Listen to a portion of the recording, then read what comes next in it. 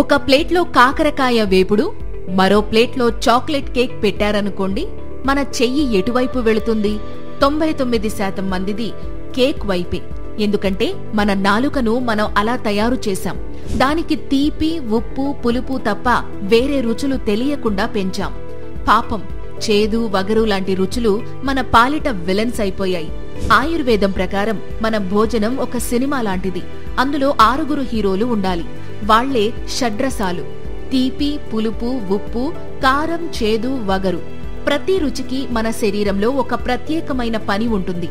తీపి శక్తినిస్తే, చేదు శరీరాన్ని శుభ్రం చేస్తుంది, వగరు కణాలను గట్టిపరుస్తుంది. కాని మనం ఏం చేస్తున్నాం? కేవలం తీపి, ఉప్పు, పులుపు ఉన్న హీరోలకే టికెట్లు కొంటున్నాం. మిగతా హీరోలను థియేటర్ నుంచే తరిమేస్తున్నాం. ఈ రుచుల బ్యాలెన్స్ తప్పినప్పుడు మన శరీరంలోని కణాలకు సరైన సిగ్నల్స్ అందవు. ముఖ్యంగా చేదు, వగరు రుచులు మన లివర్ కి బెస్ట్ ఫ్రెండ్స్. ఇవి రక్తంలోని టాక్సిన్స్ ను ఫిల్టర్ చేసి అనవసరమైన కొవ్వును కరిగించి క్యాన్సర్ కారకాలను బయటకు పంపే క్లీనింగ్ ఏజెంట్స్. మనం వాటిని దూరం పెట్టినప్పుడు ఆ చెత్తంతా శరీరంలోనే పేరుకుపోతుంది. ఆ చెత్త కుప్పలోనే క్యాన్సర్ అనే మొక్క మొలుస్తుంది. అందుకే మన పెద్దవాళ్లు చెప్పే మాట, చేదు తిననిదే తీపి విలువ తెలియదు అని. అది జీవితానికే కాదు, ఆరోగ్యానికి కూడా వర్తిస్తుంది.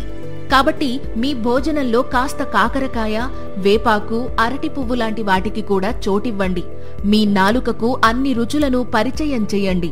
అది కేవలం రుచిని చెప్పే సెన్సార్ కాదు, మీ ఆరోగ్యాన్ని కాపాడే గార్డ్.